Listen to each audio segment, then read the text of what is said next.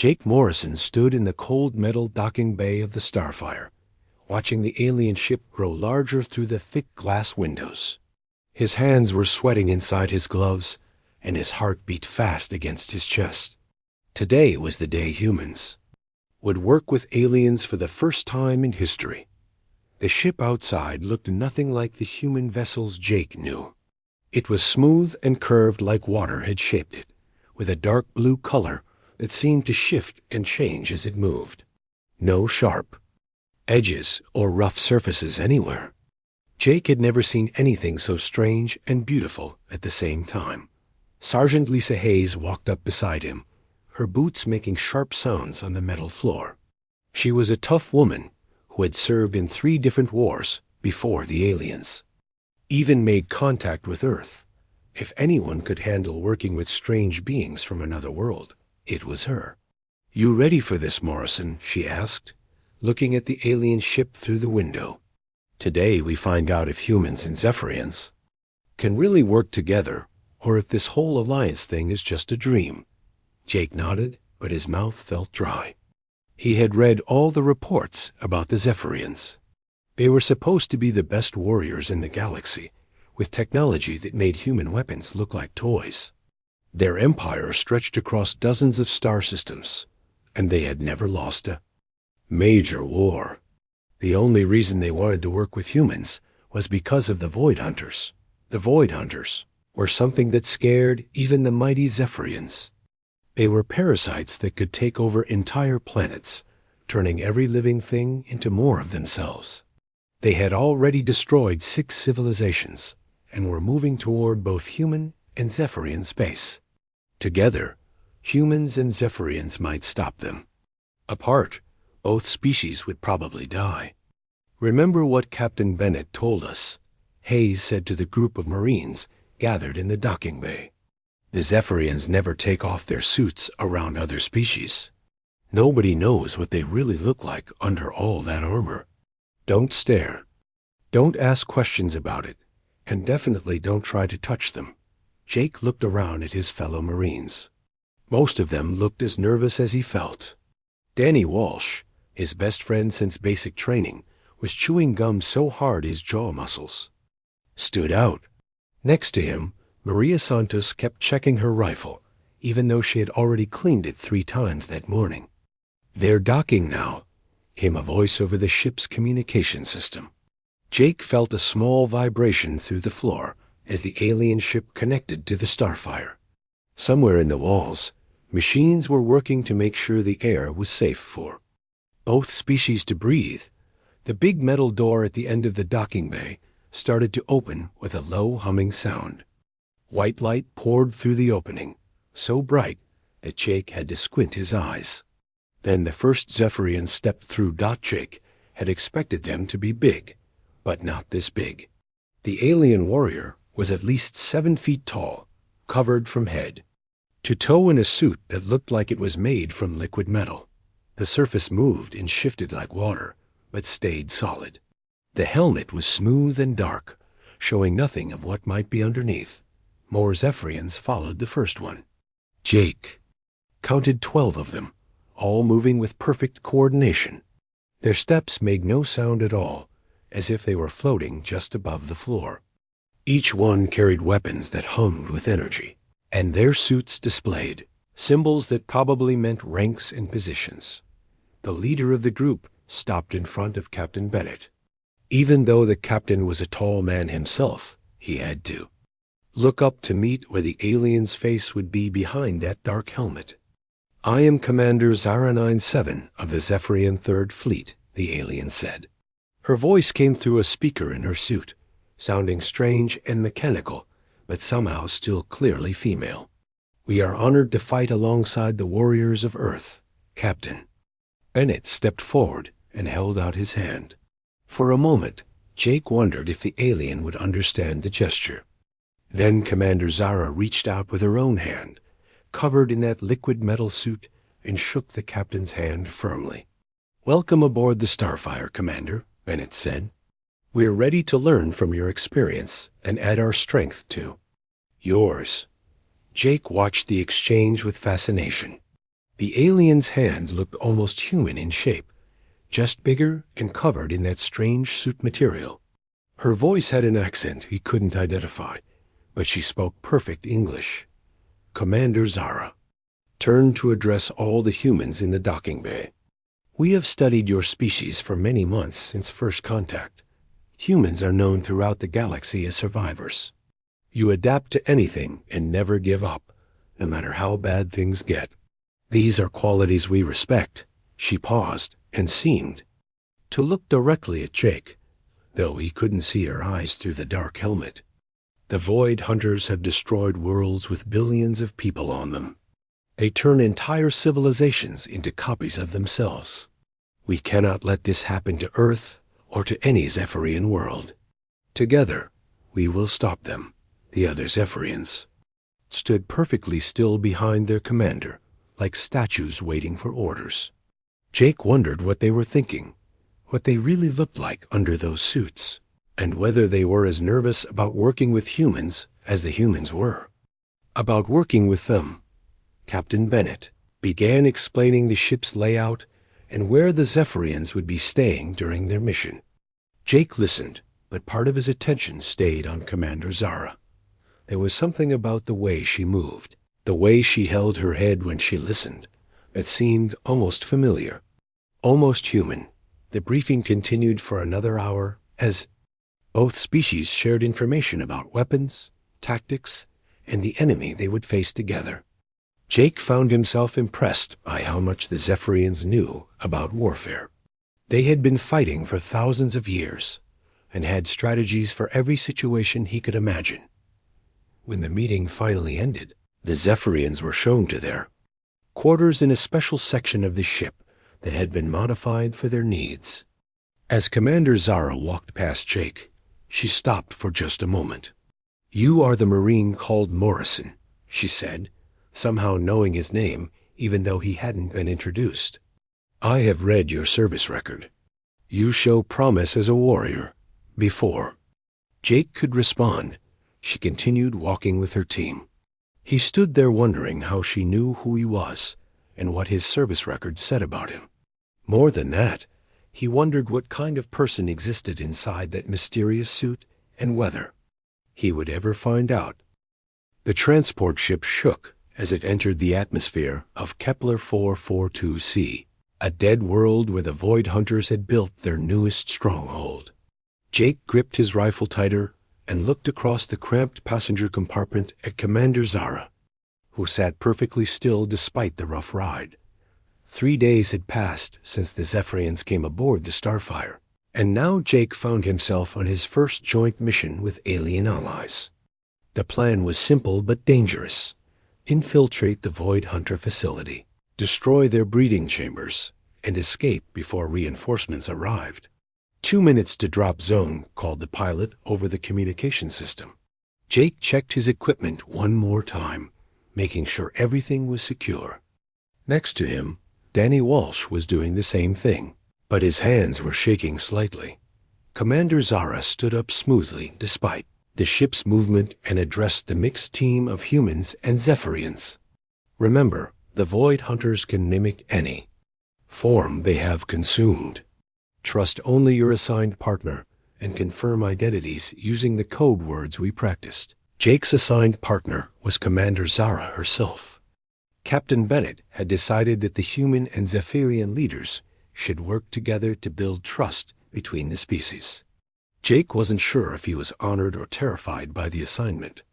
The ship's back door opened with a loud bang, revealing the gray landscape of the dead planet below. Wind rushed in, carrying the smell of dust and something else that made Jake's nose wrinkle. The smell of death, maybe, or something that had never been alive at all. "Go, go, go," shouted Sergeant Hayes, and the mixed team jumped from the ship into the hostile world below. Jake felt his stomach drop as he fell through the thin air. Then his parachute opened with a sharp jerk that rattled his teeth. He landed hard on rocky ground and quickly gathered his parachute, looking around for Commander Zara. The alien warrior had landed about 50 feet away and was already moving toward the rally point with fluid grace. Jake had to run to keep up with her long strides. The Void Hunter facility rose from the planet's surface like a twisted mountain of black metal and organic growth.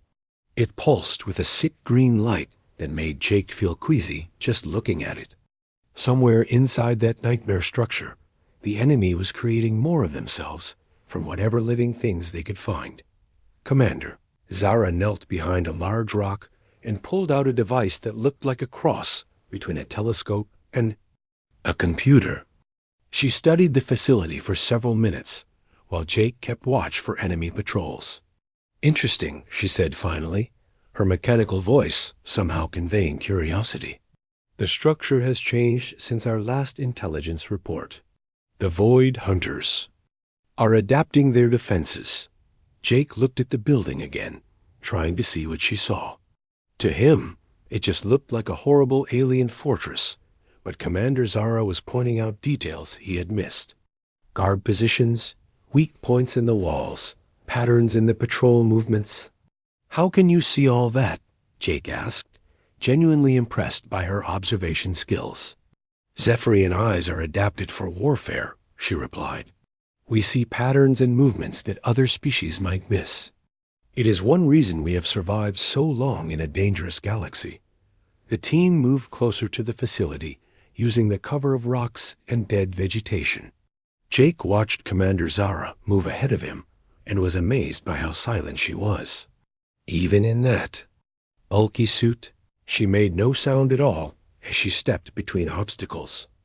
When they reached the outer wall of the facility, Commander Zara produced another device from her suit. This one looked like a small metal disc that she placed against the wall material. The disc glowed for a moment, then a section of the wall simply dissolved, leaving a hole just big enough for them to crawl through. "Zephyrian molecular disruptor," she explained quietly. "Very useful for making entrances. Inside the facility, the air was thick and humid, with that same smell of wrongness Jake had noticed outside, but much stronger. The walls seemed to pulse like they were alive, and strange liquids dripped from the ceiling. Everything was lit by that sickly green glow that made it hard to see clearly. Commander Zara moved through the corridors like she had been there before, somehow knowing which turns to take and which areas to avoid. When Jake whispered a question about how she knew the way, she tapped the side of her helmet. "Thermal imaging and structural analysis," she said. "I can see the heat signatures of the breeding chambers we need to destroy. Follow me closely and do exactly what I do." They moved deeper into the facility, past chambers filled with things Jake didn't want to look at too closely. The Void Hunters were busy with their work of turning organic matter into more of themselves, and the sounds coming from some of the rooms made his skin crawl, and disaster struck. As they rounded a corner, 3 Void Hunters appeared in front. Of them, the creatures looked like a cross between insects and machines, with multiple arms ending in sharp claws and faces that seemed to shift and change as Jake watched. "Commander." Zara reacted faster than Jake thought possible. Her weapon appeared in her hands and fired 3 quick bursts of energy that turned the first Void Hunter into smoking remains. But the other 2 were already moving, faster than anything that size should be able to move. One of them leaped at Jake with claws extended. He raised his rifle to fire, but the creature was too close and too fast. Jake was sure he was about to die when Commander Zara appeared between them like a silver blur. The alien warrior moved in ways that seemed impossible, bending and twisting to avoid the creature's attacks, while her weapon fired continuously. She fought like she was dancing, every movement perfect and precise. In less than 10 seconds, both remaining Void Hunters were dead. "Are you injured?" she asked, helping Jake to his feet. "No, I'm fine," Jake said, though his hands were shaking from the close call. "That was incredible." "How did you move like that?" "Zephyrian. Combat training begins in childhood," she replied, but Jake thought he heard something like pride in her mechanical voice. "We learned to fight before we learned to read." They continued toward their target, moving through more corridors filled with horrors. Jake found himself watching Commander Zara more than their surroundings. The way she moved, the way she seemed to anticipate danger before it appeared, the way she had risked herself to save him from the Void Hunter attack. When they finally reached the breeding chambers, Jake understood why the mission was so important. The room was enormous, filled with thousands of pods containing things that were becoming new Void Hunters. If these creatures were allowed to mature and spread to other worlds, they would consume everything in their path. Commander Zara placed explosive charges around the room, while Jake kept watch at the entrance. Her movements were efficient and professional, but he noticed that she paused for a moment when looking at some of the pods, as if the sight affected her more than she wanted to admit. "Charges set," she announced. "We have 5 minutes to reach minimum safe distance." They ran through the facility as alarms began to sound throughout the structure. Void Hunters appeared in the corridors, but Commander Zara's weapon cut through them like they were made of paper. Jake did his best to keep up and provide covering fire, but he felt like he was barely contributing to their escape. When they finally burst through the outer wall of the facility, Jake could see their extraction ship waiting in the distance. They ran across the rocky ground as the facility began to collapse behind them, green fire shooting into the gray sky dot as they climbed aboard the extraction ship. Jake looked back at the destruction they had caused. The breeding facility was completely destroyed, along with thousands of potential Void Hunters that would never threaten human or Zephyrian worlds. "Mission accomplished," Commander Zara said, settling into a seat across from Jake. Even through her suit's mechanical voice, he could hear satisfaction and relief. "Thank you," Jake said, "for saving my life back there. You didn't have to risk yourself for a human." Commander Zara was quiet for a long moment. Then she said, "Good warriors protect each other, regardless of species. Today you are my battle partner. That makes you my responsibility." Jake felt something change in his understanding of the alien sitting across from him. Under that mysterious suit was someone who understood honor and duty in ways that felt familiar and human. Someone who had risked her own life to save his without hesitation Dot as their ship flew back toward the Starfire. Jake wondered what other surprises Commander Zara might have in store for him. He was beginning to suspect that there was much more to the Zephyrians than anyone had imagined. 3 weeks had passed since the successful mission on Kepler 442c, and Jake found himself working closely with Commander Zara almost every day. They had been assigned to a joint research station called Haven Point, where human and Zephyrian scientists studied Void Hunter behavior patterns and developed new weapons to fight them. The station was built inside a large asteroid, hidden from enemy sensors and protected by both human and Zephyrian defensive systems. Jake's job was to coordinate security patrols and analyze tactical data, while Commander Zara handled strategic planning and alien technology integration. That most evenings found them in the observation deck, a large room with transparent aluminum windows that showed the stars outside. Jake had started bringing coffee from the human section of the station, while Commander Zara would sit across from him with some kind of nutrient drink that she consumed through a tube in her helmet. "Tell me more about Earth seasons, Commander," Zara said one quiet evening as they reviewed patrol reports. "Your file mentions you grew up in a place called Colorado, where frozen water falls from the sky." Jake smiled at her description of snow. Over the past weeks, he had learned that Commander Zara was curious about everything related to human culture, though she revealed very little about her own people in return. "Snow is beautiful when you're warm and safe inside," Jake said, looking out at the stars. "Everything becomes white and quiet, like the whole world is sleeping. My family had a cabin in the mountains where we would go skiing and drink hot chocolate by the fire. Fire inside a dwelling," Commander Zara said thoughtfully. "This seems dangerous. We built special places for it called fireplaces," Jake explained. "The fire stays contained, but you get all the warmth and light. There's something peaceful about watching flames dance and listening to wood crack and pop. Commander Zara was quiet for several minutes, and Jake wondered if he had said something wrong. Then she spoke again, her mechanical voice softer than usual. Zephyrians have not seen natural fire for many generations, she said. Our world is covered in cities, and our ancestors eliminated all wild spaces long ago. Sometimes I wonder what we lost in our pursuit of perfect order. This was more personal information than Commander Zara had ever shared before. Jake sensed that she was testing whether he could be trusted with glimpses of Zephyrian culture. "What's your homeworld like?" he asked carefully, not wanting to push too hard, but hoping she would continue. "Efficient," she replied after a pause. "Every surface is designed for maximum function. Every citizen has a role determined by their abilities and the needs of society. There is no waste, no chaos, no unpredictability." "That sounds lonely," Jake said without thinking, then immediately worried he had offended her.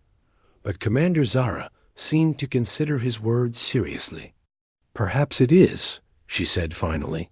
"Humans create art and music and stories that serve no practical purpose, yet your species seems stronger for it.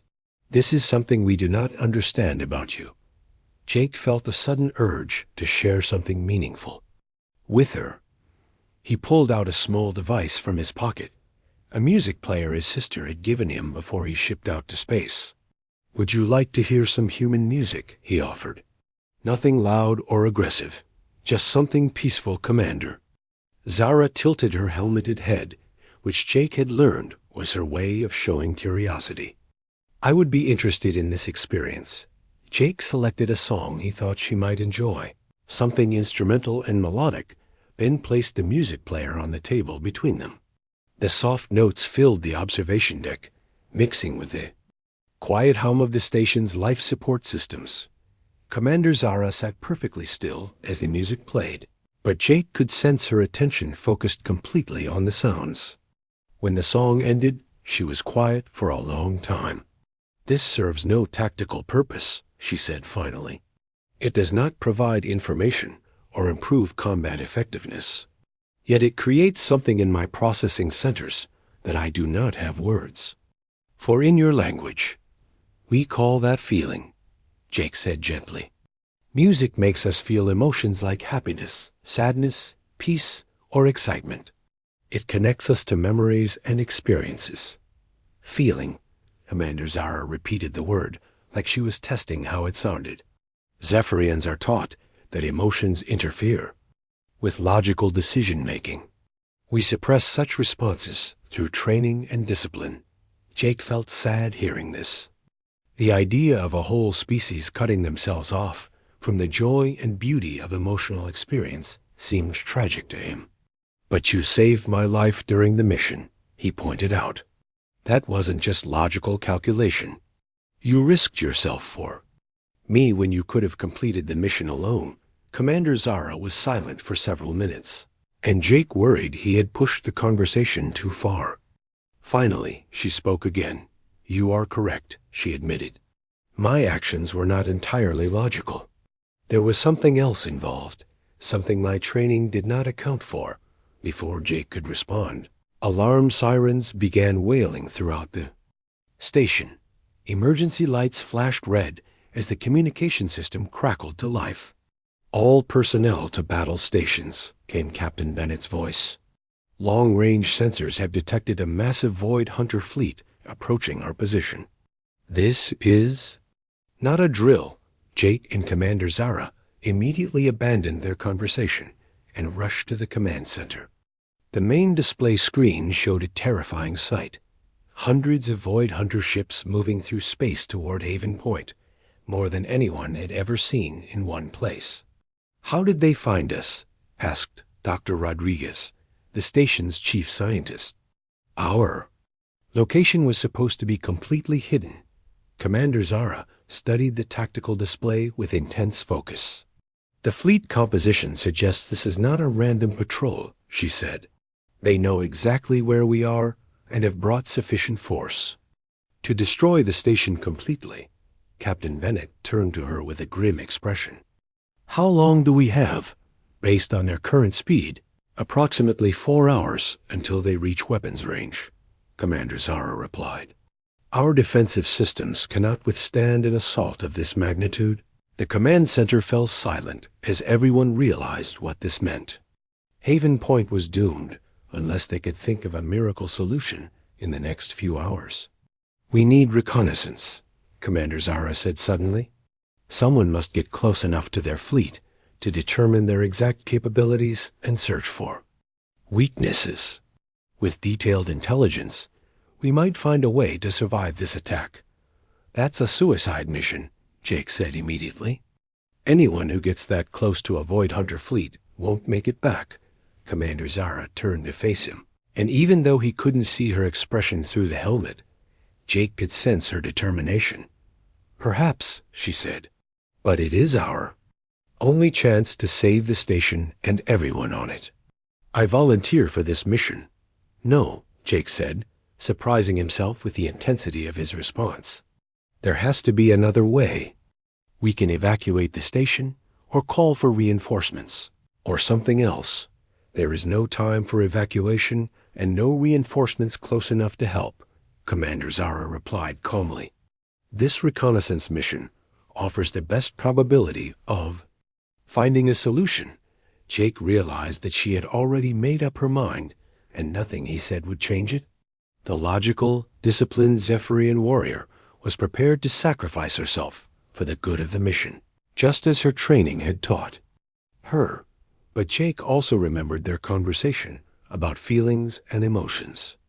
Commander Zara had admitted that saving his life during their first mission together had not been entirely logical. Maybe there was still some part of her that could be reached through emotional appeals rather than tactical arguments. What about our conversation? He asked desperately. What about learning to feel emotions and experiencing human culture? If you die on this mission, you'll never get to hear more music or learn about seasons, or discover what it means to make choices based on something other than cold logic. Commander Zara stood perfectly still for a moment, and Jake held his breath, hoping his words had affected her. Then she moved toward the docking bay where the reconnaissance ships were kept. Such considerations are secondary to the survival of our people, she said. I am sorry, Jake Morrison. As she walked away, Jake realized that hearing her use his first name for the first time made her sacrifice feel even more personal and painful. He wanted to run after her, to physically stop her from leaving on what everyone knew was a one-way mission. Instead, he stood in the command center and watched the tactical display as a small dot representing Commander Zara's ship left the station and began moving toward the approaching Void Hunter fleet. All he could do now was wait and hope that somehow, against all odds, she would find a way to come back to him alive. Jake paced back and forth in the command center, his eyes never leaving the tactical display that showed Commander Zara's ship as a tiny dot moving toward the massive Void Hunter fleet. 2 hours had passed since she left on her reconnaissance mission, and there had been no communication from her ship. Still no signal, reported Lieutenant Kim Chun from the communications station. Her ship should be close enough to the enemy fleet by now to begin detailed scans. Captain Bennett stood, with his arms crossed, studying the display with a worried expression. The Void Hunter fleet had continued its approach toward Haven Point, and their estimated time of arrival kept getting shorter. Maybe her communications are just damaged, Danny Walsh suggested from his position at the sensor station. Those Void Hunter ships might be jamming all transmissions in the area. Jake wanted to believe his friend, but he knew the truth was probably much worse. Commander Zara had flown directly into the heart of enemy territory with only a small reconnaissance ship for protection. The chances of her surviving long enough to complete her mission and return were almost zero. Suddenly, alarms began sounding throughout the station again. Jake's heart jumped, hoping it meant Commander Zara was returning. but Lieutenant Chun's announcement crushed that hope immediately. "Incoming ship detected," she called out. "It's badly damaged and barely holding together. Configuration matches Commander Zara's reconnaissance vessel." On the main screen, they could see a small ship limping toward the station, trailing debris and venting atmosphere from multiple hull breaches. The ship was flying erratically, as if the pilot was having trouble controlling it. "Medical team to Docking Bay 3. Captain Bennett ordered over the communication system. Prepare for emergency casualties." Jake ran from the command center toward the docking bay, his heart pounding with fear and hope. Commander Zara was alive, but from the condition of her ship, she was probably badly hurt. He arrived at the docking bay just as the damaged ship made a crash landing that sent sparks flying across the metal floor. Emergency crews rushed forward with cutting tools to open the crumpled cockpit, while medical personnel stood ready with stretchers and equipment. When they finally got the cockpit open, Jake could see Commander Zara slumped over the controls, her silver biosuit cracked and damaged in several places. Green fluid that might have been blood was leaking from the cracks, and her helmet was badly dented. "Get her to the medical bay immediately," Dr. Rodriguez ordered as the crew carefully lifted Commander Zara from the wreckage. "I need to assess her injuries before that biosuit fails completely." In the medical bay, Dr. Rodriguez quickly discovered a serious problem. The damage to Commander Zara's biosuit was so severe that it would need to be partially removed for proper medical treatment. But Zephyrian cultural laws strictly forbade this in the presence of other species. The two Zephyrian warriors who had accompanied Commander Zara to the station stood guard outside the medical bay, refusing to allow any humans inside while their commander was vulnerable. But Commander Zara's injuries were getting worse by the minute, and the failing biosuit was actually preventing proper healing. "She's going to die if we can't treat her properly," Dr. Rodriguez told Captain Bennett in frustration. "But her own people won't let us help her." Jake pushed past them and walked directly to the Zephyrian guards. "Your commander risked her life to save this station and everyone on it," he told them firmly. "Are you going to let her die because of some old rules?" The guards looked at each other uncertainly, their mechanical voices making harsh clicking sounds that might have been their way of arguing. Finally, one of them spoke. "We cannot make this decision," the guard said. "Only Commander Zara 97 has the authority to violate cultural protocols." Inside the medical bay, Commander Zara was barely conscious, but she could hear the argument taking place outside. With great effort, she activated the communication system in her damaged helmet. "Allow the humans to provide medical treatment," she said weakly. "I take full responsibility for any protocol violations." The Zephyrian guards stepped aside reluctantly, and Dr. Rodriguez immediately went to work. As she carefully removed sections of the damaged biosuit, Jake caught glimpses of what lay underneath and was surprised by how familiar it looked. The skin he could see appeared almost human, with a pale color that had a subtle luminescent quality. Where the biosuit had been torn away, he could see that Commander Zara had arms and hands that were shaped just like human limbs, only slightly longer and more graceful. "Fascinating," Dr. Rodriguez murmured as she worked. "The underlying physiology is remarkably similar to human anatomy. This should make treatment much easier than I expected." Jake stayed by Commander Zara's side throughout the long medical procedure, holding her hand when Dr. Rodriguez said it was safe to do so.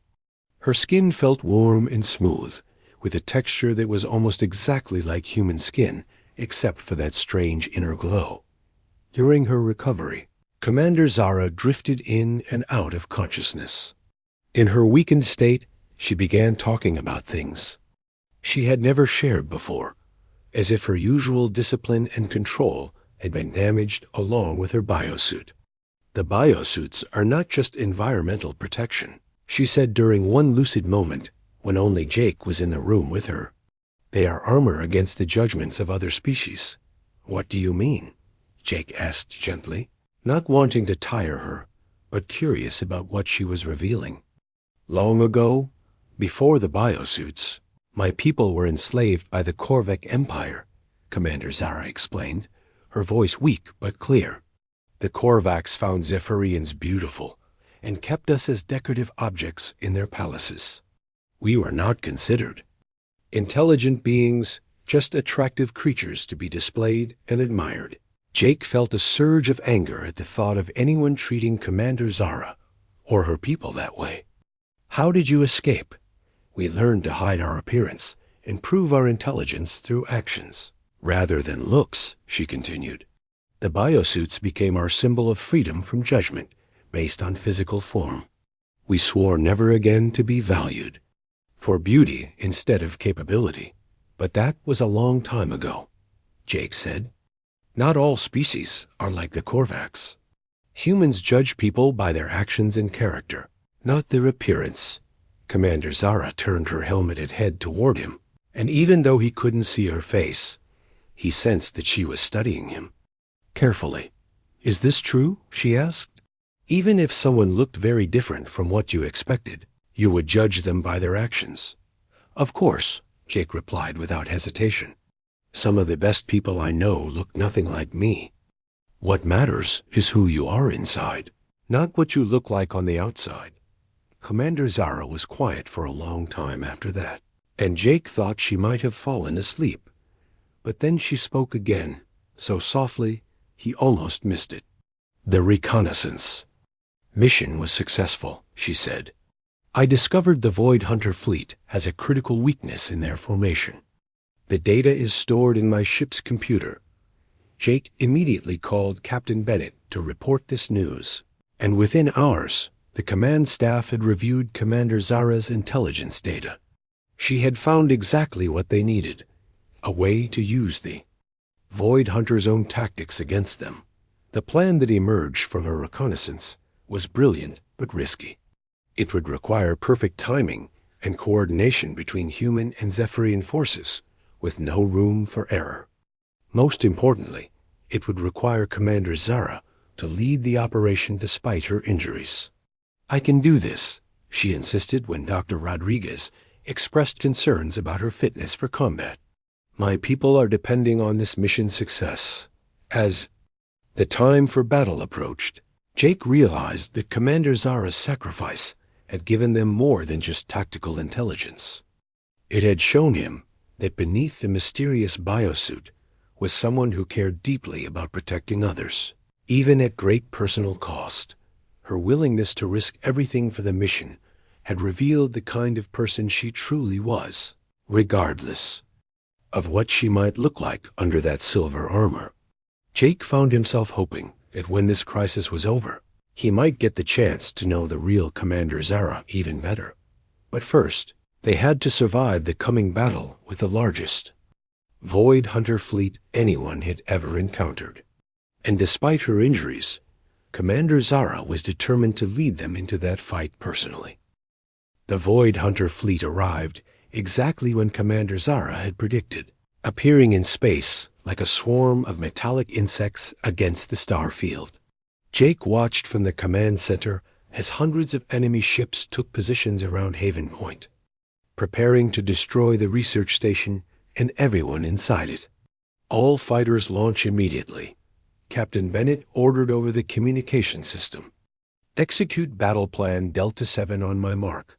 Commander Zara stood beside Jake at the tactical display, her biosuit repaired, but still showing signs of damage from her reconnaissance mission. Despite Dr. Rodriguez's concerns about her fitness for combat, she had insisted on leading the space battle personally. The timing must be perfect, she said, studying the enemy formation. We will have only one chance to exploit their weakness before they adapt their tactics. Jake nodded, though part of his attention was focused on Commander Zara herself. During her recovery, he had seen glimpses of what lay beneath her mysterious biosuit, and those brief images had changed his entire understanding of the Zephyrians. Fighter squadrons report ready for launch, Lieutenant Chun announced from her station. Commander, Zara moved toward the docking bay, where her personal fighter waited. Coordinate the ground defenses from here, she told Jake. If our plan fails, the station's weapons will be our last line of defense.